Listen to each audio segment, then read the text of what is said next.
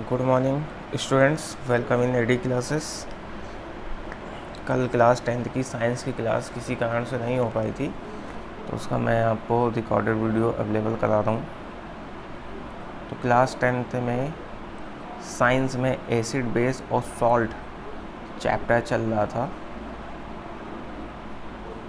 उसी में आगे हम लोग पढ़ते हैं इंडिकेटर्स। ये इंडिकेटर्स जो सेकंड चैप्टर है एसिड बेस एंड सॉल्ट जो कि चल रहा था, उसी में नेक्स्ट टॉपिक है इंडिकेटर्स। इंडिकेटर्स क्या होते हैं? तो आपको पता है, जैसे इंडिकेटर्स का मतलब होता है इंडिकेट करना। जैसे बाइक वगैरह में भी, कार वगैरह में भी, व्हीकल्स में भी इंडिकेटर्स लगाते हैं कि वो डायरेक्शन को इंडिकेट करते हैं कि किधर मुड़ना है। इसी प्रकार इंडिकेटर्स केमिस्ट्री में भी होते हैं।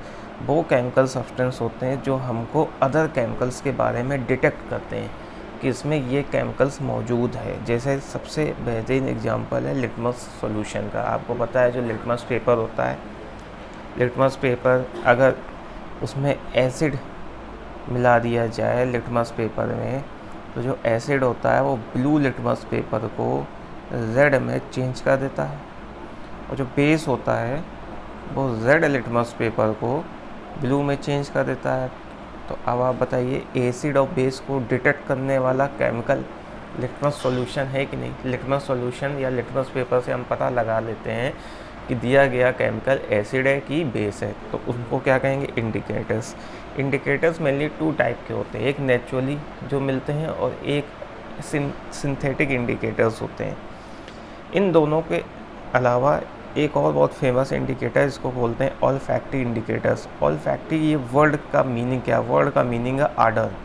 आर्डर का मतलब होता है स्मेल। दो सब्सटेंस कुछ ऑर्डर चेंजेस इन एसिडिक और basic media are called olfactory indicators. इनकी ये स्मेल्स के चेंज होने से पता लग जाता है कि दिया गया केमिकल किस नेचर का है। उनको ऑल्फैक्टरी इंडिकेटर्स कहते हैं। बेसिकली इंडिकेटर्स अपने कलर को चेंज करके बता देते हैं, जैसे लिटमस पेपर इसने कलर को चेंज करके बताया, जबकि ऑल्फैक्टरी इंडिकेटर्स में उनको रखा जाता है जो कलर में चेंज नहीं करते हैं, जो अपनी स्मेल में चेंज कर देते हैं, जिससे पता लग जाता है कि दिया गया सब्सटेंस कौन सा है। फॉर एग्जांपल वैनिला हो गया, ओनियन हो गया, क्लव हो गया। इसमें सबसे अच्छा एग्जांपल ओनियन है। स्मेल ऑफ ओनियन नॉर्मल सबको पता है, प्याज। तो स्मेल ऑफ ओनियन या वैनिला एक सॉल्यूशन होता है जो कि वेस्टर्न जो डेजर्ट्स होते हैं उनमें ये मिलाया जाता है खाने में। तो बेस में उसकी जो स्मेल है वो चली जाती है। अगर बेस है और उसको कांटेक्ट में ओनियन आ जाए तो ओनियन की जो स्मेल है वो बहुत कम हो जाएगी, जबकि एसिड में वो बनी रहती है। तो अगर दिया गया केमिकल एसिड होगा तो ओनियन की स्मेल बनी रहेगी, दिया गया केमिकल बेस होगा तो ओनियन की स्मेल चली जाएगी। यही काम वैनिला एक्सट्रैक्ट के साथ भी होता है। क्लव एक प्रकार के पौधे के बीज को क्लव कहा जाता है। वो भी मदद करते हैं अपनी स्मेल को चेंज करके केमिकल्स को पहचानने में। एक और बहुत ही कॉमन इंडिकेटर्स है यूनिवर्सल इंडिकेटर्स। यूनिवर्सल इंडिकेटर्स क्या होता है? Those indicator which not only determine nature of other chemicals but also determine there acidic और बेसिक स्ट्रेंथ। ये ऐसे होते हैं जो ये तो बताते ही हैं कि दिया गया सब्सटेंस या दिया गया केमिकल एसिड है कि बेस है, साथ ही ये भी बताते हैं कि जो एसिड दिया जा रहा है या जो बेस दिया जा रहा है वो कितना स्ट्रॉन्ग है और कितना वीक है, ये भी बताते हैं। तो स्ट्रॉन्ग और वीक ये कैसे बताते हैं? हम लोगों ने पिछली क्लासेस में पीएच पढ़ा था। आपको पता है पीएच का फॉर्मूला क्या होता है? पीएच का फॉर्मूला होता है माइनस का लॉग बेस 10 H+, अगर याद हो आप लोग को। अब यहाँ पर देखिए, जो P है उसका मीनिंग होता है पोटेंट। पोटेंट एक जर्मन वर्ड है जिसका मीनिंग होता है पावर, और H मीनिंग होता है H+ आयन। तो ये H+ आयन की कंसंट्रेशन बताता है पीएच। अगर ये H+ आयन की कंसंट्रेशन इंक्रीज हो रही है तो पीएच की वैल्यू डिक्रीज होगी, क्योंकि माइनस साइन लगा हुआ है। इससे पता चल जाएगा एसिड स्ट्रॉन्ग की वीक, क्योंकि जो पीएच स्केल हम लोगों ने पढ़ा था वो 0 से लेकर के 14 तक होता है, बीच में 7 होता है। यहाँ पर होता है एसिडिक, और यहाँ पर होता है बेसिक, और H7 पर होता है न्यूट्रल। तो अगर H+ की वैल्यू ज़्यादा है तो pH की वैल्यू बहुत कम होगी, डिक्रीज़ करेगी। अगर वो 0 के करीब है तो इसका मतलब जो एसिड है बहुत स्ट्रॉन्ग है। अगर pH की वैल्यू 7 के करीब है तो एसिड वीक है, क्योंकि 7 मतलब न्यूट्रल है, तो एसिड न्यूट्रल नेचर पे जा रहा है। अगर 7 के करीब है तो वो वीक बेसिक है, और 7 से दूर 14 के करीब वैल्यू है, 12 हो गई, 13 हो गई, तो उस केस में बेस बहुत स्ट्रॉन्ग होगा। तो ये जो pH पेपर होता है जो हमको स्केल की हेल्प से बताता है कि दिया गया सब्सटेंस या केमिकल एसिड है कि बेस है, साथ ही साथ हमको ये भी बताता है कि जो एसिड और बेस अगर है तो उसमें कितना स्ट्रॉन्ग एसिड है, कितना स्ट्रॉन्ग बेस है। आई थिंक यहाँ तक आपको क्लियर हो गया होगा। अब बात करते हैं जो इंडिकेटर्स मेन 2 टाइप के होते हैं, तो उसमें से एक नेचुरल इंडिकेटर। नेचुरल इंडिकेटर्स क्या होते हैं? जो नेचर में हमको मिलते हैं, जो अपनी स्मेल या अपने कलर में चेंज होने से बता देते हैं या केमिकल को डिटेक्ट करते हैं। उसमें से नेचुरल इंडिकेटर्स में पहला है रेड कैबेज। अब ये जो जितने भी आपको मैं बता रहा हूँ, इनके कलर बहुत इम्पॉर्टेंट है। एग्ज़ाम में ये क्वेश्चन लगभग आता ही है कि एसिड में इनका कलर क्या हो जाता है, बेस में इनका कलर क्या हो जाता है। तो red cabbage weekly alkaline solution में ग्रीन कलर शो करता है, और डीप रेड से पर्पल कलर हो जाता है एसिडिक सॉल्यूशन में। तो रेड कैबेज का जो होता है वो अपना कलर चेंज करके एसिड और बेस को डिटरमाइन करता है। एसिड के केस में डीप रेड से पर्पल कलर हो जाएगा, और एल्कलाइन सॉल्यूशन के केस में वो ग्रीन कलर शो करता है। इसी प्रकार एक टर्मेरिक भी एक बेहतरीन एग्जाम्पल है नेचुरल इंडिकेटर का। टर्मेरिक का कलर येलो ही होता है, तो एसिड के केस में तो उसमें कोई कलर में चेंज नहीं होता है, no change in colour. But जब बेसिक मीडियम में जाता है तो उसका कलर रेड कलर का हो जाता है, येलो से रेड कलर का हो जाता है। तो ये नेचुरल इंडिकेटर्स के कुछ एग्जांपल मैंने बताए हैं। जो क्लव है वो भी नेचुरल इंडिकेटर हो जाएगा, ओनियन है ये भी नेचुरल इंडिकेटर हो जाएंगे, ऑल्फैक्टरी इंडिकेटर्स में जिनकी बात करी थी।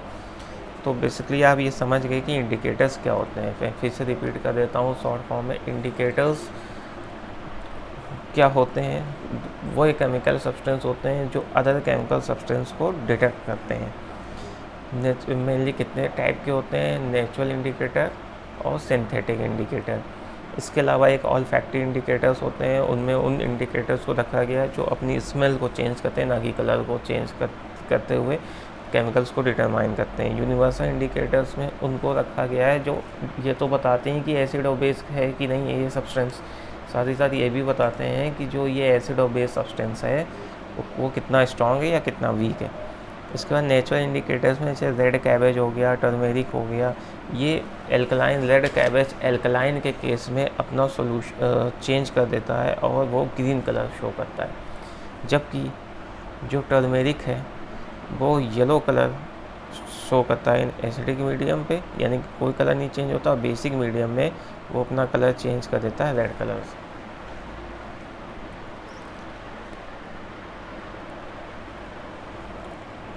चलिए अब नेक्स्ट बात करते हैं सिंथेटिक इंडिकेटर्स की। सिंथेटिक इंडिकेटर्स में जो पहला पढ़ने जा रहे हैं उसका नाम है फिनॉल फिथेलिन। आप देख रहे हैं फिनॉल फिथेलिन। क्या खास बात है कि एसिड के केस में ये कलरलेस रहता है, जबकि बेस के केस में इसका कलर पिंक कलर हो जाता है। एसिड के केस में ये कलरलेस होगा, जबकि बेस के केस में ये पिंक कलर हो जाएगा। क्यों हो जाता है ऐसा? फिनॉल फिथेलिन एक बहुत बड़ा ऑर्गेनिक कंपाउंड है, उसका स्ट्रक्चर थोड़ा कॉम्प्लिकेटेड होता है, इसलिए शॉर्ट फॉर्म में इसको ऐसे लिखते हैं HPH। इस शॉर्ट फॉर्म में लिखा है। ये जब सॉल्यूशन जाता है तो इस प्रकार से आयंस में चेंज हो जाता है, इस प्रकार से आयंस में ये चेंज हो जाता है। अब जब ये आयंस में चेंज हो जाएगा तो जो pH माइनस है, देखिए जब तक ये आयंस में चेंज नहीं हो रहा था, अनडिसोसिएटेड फॉर्म में था, जब तक इसका डिसोसिएशन आयनों में नहीं हो रहा था, आयनाइजेशन नहीं हो रहा था, तब इसका कलर कलरलेस रहता है। लेकिन जैसे ही ये आयंस में चेंज होगा तो एक pH माइनस आयन बनेगा, इसका कलर पिंक कलर होता है। बात समझिएगा, क्योंकि अब मैं आपको बता रहा हूँ जो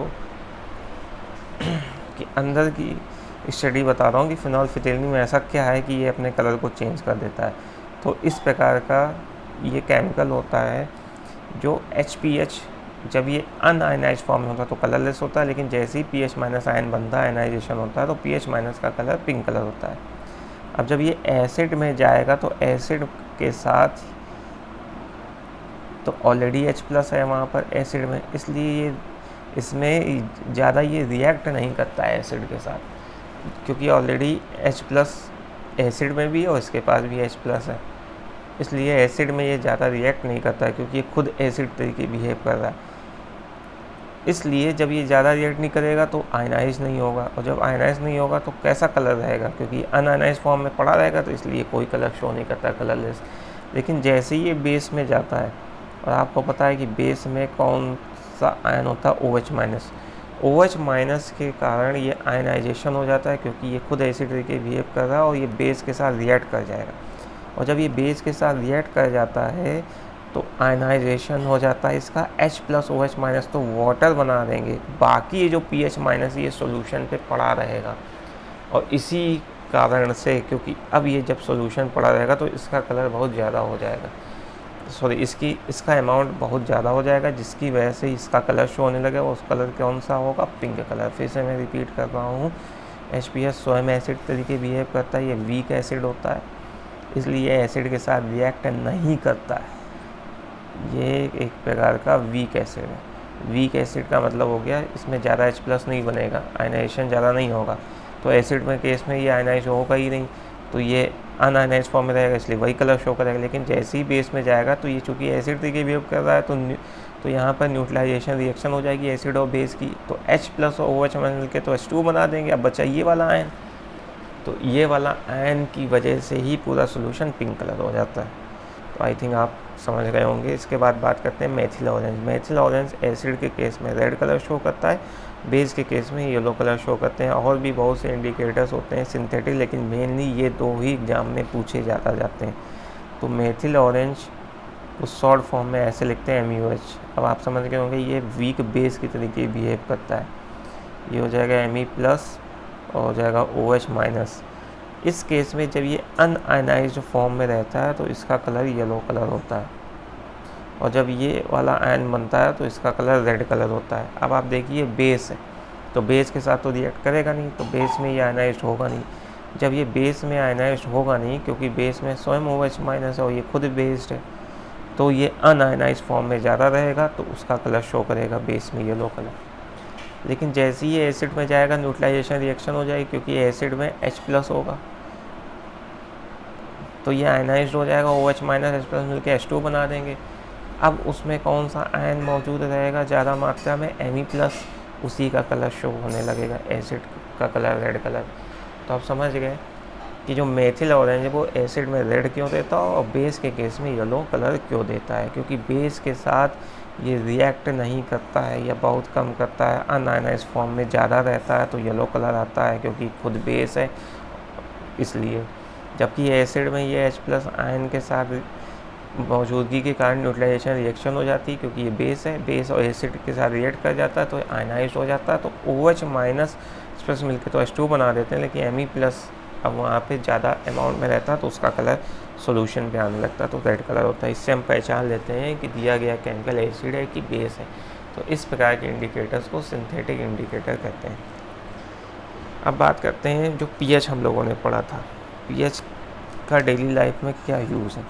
आपने पढ़ा था pH होता था माइनस का log base 10 H+, pH scale पढ़ा था। तो देखिए डेली लाइफ में क्या यूज़ है। तो pH in our digestive system, हमें पता है कि जो हमारा स्टमक है उसमें जब फूड का डाइजेशन होता है तो एक एसिड प्रोड्यूस करता है, वो उस एसिड का क्या नाम है, डाइल्यूट HCl। अगर ये डाइल्यूट HCl प्रोड्यूस कर रहा है फॉर डाइजेशन ऑफ फूड, किसी कारण से एक्सेस ऑफ एसिड अगर हो जाए, इस डाइल्यूट HCl का अमाउंट बढ़ जाए, तो उसकी वजह से क्या होता है, पेट में एसिडिटी हो जाती है, पेन होता है, इरिटेशन होता है। अब अगर एसिड का अमाउंट बढ़ रहा है तो इस कॉन्सेप्ट को ज़रा समझिएगा कि किसकी वैल्यू बढ़ रही है, H+ की बढ़ रही है। एसिड का बढ़ना मतलब H+ का बढ़ना। अगर H+ बढ़ रहा है तो आपने pH का फॉर्मूला पढ़ा -log H, तो pH की वैल्यू क्या हो जाएगी, डिक्रीज हो जाएगी। इसका मतलब एसिडिटी अगर हो जाती है, पेन होता है उसकी वजह से, तो इसका मतलब बॉडी या स्टमक का जो pH है उसकी वैल्यू में डिक्रीज हो रही है वो वैल्यू। तो pH of digestion system will decrease. क्यों? क्योंकि एसिड बढ़ गया तो H+ बढ़ गया, और फॉर्मूले से -log H+ होता है, माइनस की वजह से pH कम हो जाएगा। अब इस बढ़े हुए एसिड को न्यूट्रलाइज कौन करेगा? तो आपको पता है इस बढ़े हुए एसिड को न्यूट्रलाइज आसानी से बेस कर सकता है, इसलिए डॉक्टर हमको एंट एसिड रिकमेंड करते हैं। एंट एसिड क्या होता है? एक प्रकार का बेस होता है। ज़्यादातर उसमें MeOH का होल ट्वाइस या सोडियम कार्बोनेट Na2CO3 ये बेस होते हैं, इनका यूज़ किया जाता है। तो ज़्यादातर उसमें कौन सा यूज़ किया जाता है एंट एसिड में? तो उसमें जो रिकमेंड करते हैं डॉक्टर, जो मेडिसिन रिकमेंड करते हैं, उसमें ये सब्सटेंस मौजूद होता है, MeOH का होल ट्वाइस, MgOH का होल ट्वाइस, मैग्नीशियम हाइड्रोक्साइड और सोडियम कार्बोनेट Na2CO3। इसको मिल्क ऑफ मैग्नीशिया भी कहते हैं। इनकी मौजूदगी होती है तो वो क्या करते हैं, ये एसिड को न्यूट्रलाइज कर देते हैं बढ़े हुए। जब ये बढ़े हुए एसिड को न्यूट्रलाइज कर देते हैं तो क्या होगा, जब ये बढ़े हुए एसिड को न्यूट्रलाइज कर देंगे तो उसके बाद जो pH है, जो वैल्यू कम हो गई थी, वो वैल्यू आपस में बढ़ जाएगी बाद में। तो आप देखिए जब पेट में एसिडिटी हो जाती है, कई प्रकार के ऐड आते हैं, इनो वगैरह लोग पीते हैं, तो इनो में किसकी मौजूदगी होती है? वो बेस होता है, उसमें मैग्नीशियम हाइड्रोक्साइड, सोडियम कार्बोनेट, इनकी मौजूदगी होती है। तो वो बढ़े हुए एसिड के साथ न्यूट्रलाइजेशन रिएक्शन कर देता है, बेस और एसिड की रिएक्शन को न्यूट्रलाइजेशन रिएक्शन कहते हैं। तो जब एसिड ख़त्म हो जाता है तो H+ जो बड़ी थी वो कम हो जाएगी, तो जो pH कम हुआ था वो वापस अपनी पुरानी वैल्यू पे आ जाएगा। तो आई थिंक आप समझ गए होंगे। दूसरा है pH change leads to tooth decay. pH में अगर चेंज होता है तो हमारे जो टीथ हैं, जो दांत हैं, वो भी ख़राब होने लगते हैं। देखिए जो दांतों में वाइट इनेमल कोटिंग होती है वो इनसॉल्युबल कैल्शियम फॉस्फेट की होती है। Calcium phosphate insoluble calcium phosphate की होती है। कैल्शियम फॉस्फेट ये फॉर्मूला होता है जो दांतों में, जो कि बहुत हार्ड होता है, जो दांतों में वाइट इनेमल की कोटिंग होती है वो कैल्शियम फॉस्फेट की वजह से होती है। कैल्शियम फॉस्फेट CA3PO4 का होल ट्वाइस, इसलिए चूँकि ये इनसॉल्युबल, इसलिए वो वाटर के साथ अफेक्टेड नहीं होती है। लेकिन जब pH की जो माउथ pH की वैल्यू है, अगर वो 5.5 से कम हो जाती तो जो हमारी कोटिंग है, वाइट इनेमल कोटिंग, उसमें प्रॉब्लम शुरू हो जाती है, वो कोरोडेड हो जाती है। और उस केस में जो वाटर है वो डायरेक्ट एक्सेस करता है हमारे रूट्स को, जो जड़ें हैं दांत में, और जिससे जो डिके ऑफ टूथ है वो होने लगता है। अच्छा, जो ये क्यों होता है? जब bacteria present in the mouth break down the sugar that we eat in one form और अदर टू एसिड। देखिए क्यों होता है, जब हम लोग खाना खाते हैं या कुछ मीठा खाते हैं तो हमारे माउथ के अंदर जो बैक्टीरिया होता है वो उस शुगर को, क्योंकि मीठा मतलब शुगर, उस शुगर को तोड़ देता है, ब्रेक कर देता है, और ब्रेक करने पर वो लैक्टिक एसिड बना देता है। लैक्टिक एसिड जैसे ही बनता है तो फिर किसी की वैल्यू ज़्यादा हो गई, आपको समझाया था, H+ की वैल्यू ज़्यादा हो गई तो pH क्या हो गया, डिक्रीज़ हो गया। माउथ की pH नॉर्मल क्या होती है, 5.5 होती है। जैसे ही लैक्टिक एसिड बढ़ा, H+ बढ़ा, pH की वैल्यू कम हो गई तो 5.5 से कम हो जाती है। जब वो 5.5 से कम हो जाती है तो जो वहाँ पर अंदर वाइट इनेमल कोटिंग थी कैल्शियम फॉस्फेट की, उसमें जो इनसॉल्युबल थी अब वो सॉल्युबल हो जाती है। इसका मतलब उसमें वाटर उसको सॉल्युबल बना देता है। वाटर डायरेक्टली दांत के, टीथ के रूट में जाकर एक्सेस करता है, जिससे जो दांत हैं हमारे, जो पहले वाटर वहाँ नहीं पहुँच पाता, वहाँ तक पहुँचने लगता है, तो जो दाँत हैं वो हमारे धीरे धीरे ख़राब होने लगते हैं। इससे बचने के लिए कहा जाता है कि जब भी आप मीठा खाइए, खाना खाइए, तो उसके बाद ब्रश करना चाहिए, क्योंकि ब्रश में जब टूथपेस्ट की हेल्प से ब्रश करते हैं तो टूथपेस्ट में जो सॉल्यूशन होता है वो बेस होता है। जब वो बेस होता है तो ये जो बढ़ा हुआ लैक्टिक एसिड है उसको वो न्यूट्रलाइज कर देता है। तो जो पीएच की वैल्यू 5.5 से कम हो गई थी, अब वो बढ़ जाती है, नॉर्मल स्टेट में आ जाती है। इस प्रकार से जो हमारे टीथ हैं, चूँकि वे वाइट इनेमल अब कोलोरेट नहीं होंगे, ख़राब इनसॉल्युबल ही बने रहेंगे, सॉल्युबल नहीं होंगे, तो वाटर वहाँ तक नहीं पहुँच पाएगा रूट तक, जिससे हमारे दांत ख़राब नहीं होंगे। तो सिग्निफिकेंस ऑफ पीएच मेरे ख्याल से आप समझ गए होंगे। पहला क्या था, डाइजेस्टिव सिस्टम में कैसे यूज़ करते हैं, क्योंकि कभी कभी डाइल्यूट HCl जो हमारे स्टमक में निकलता है उसकी वैल्यू बढ़ जाती है, H+ बढ़ने से पीएच कम हो जाता है, और ऐसा होने से पेन होता है, इरिटेशन होता है। इससे बचने का क्या उपाय था, जो डॉक्टर रिकमेंड करते हैं, एंटासिड एक प्रकार का बेस होता है जिसमें सोडियम कार्बोनेट और मैग्नीशियम हाइड्रोक्साइड, जिसको मिल्क और मैग्नीशिया भी कहते हैं, इनकी मौजूदगी होती है, जो इस बढ़े हुए एसिड को न्यूट्रलाइज कर देती हैं, जिससे H+ की वैल्यू जो बढ़ गई थी अब वो कम हो जाती है, और pH जो कम हो गया था वो बढ़ जाता है, नॉर्मल स्टेट में आ जाता है। इसके बाद दूसरा अभी हम लोगों ने यूज़ देखा कि टूथ डिके में pH वैल्यू के चेंज होने से प्रॉब्लम होती है, दांत खराब हो जाते हैं, क्योंकि जो pH नॉर्मल माउथ की होती है वो 5.5 होती है। जब हम कोई खाना या शुगर वगैरह खाते हैं तो उस खाने का ब्रेकडाउन या शुगर को जो माउथ के अंदर बैक्टीरिया होते हैं वो ब्रेक कर देते हैं, छोटे छोटे टुकड़ों में तोड़ देते हैं, जिससे लैक्टिक एसिड बनाते हैं। लैक्टिक एसिड बनने से एसिड का अमाउंट ज़्यादा हो जाता है, जिससे H+ की वैल्यू ज़्यादा हो गई तो pH की वैल्यू कम हो जाती है, तो 5.5 से नीचे चली जाती है। तो अभी तक ये जो वाइट एनिमल कोटिंग थी, जो कि कैल्शियम फास्फेट की होती थी, वो इनसॉल्युबल होती थी, मतलब अगर वाटर आता तो उसके साथ घुलती नहीं थी, सॉल्युबल नहीं होती थी।